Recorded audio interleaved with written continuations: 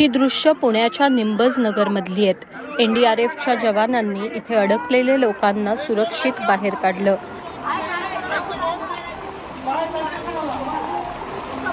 हा खड्ड्याचा भाग आहे, मला वाटतं इथं खड्डा आहे का?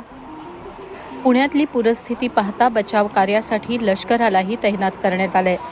संततधार पाऊस आणि धरणातून होणाऱ्या विसर्गामुळे पुणे शहरात अनेक ठिकाणी पाणी साठलंय। खडकवासला धरणातून पाण्याचा विसर्ग होत असून मुळा-मुठा नद्यांना पूर आलाय, तर लोणावळ्यातही मुसळधार पाऊस झाल्यानं इंद्रायणी नदीला पूर आलाय। ताम्हिणी परिसरात डोंगरकडा कोसळल्यानं एकाचा मृत्यू झाला, तर पुणे शहरात विजेचा शॉक बसल्यानं 3 जणांचा मृत्यू झालाय। वारजातल्या स्मशानभूमी परिसरात नदीपात्रालगतचा गोठा पाण्याखाली गेला।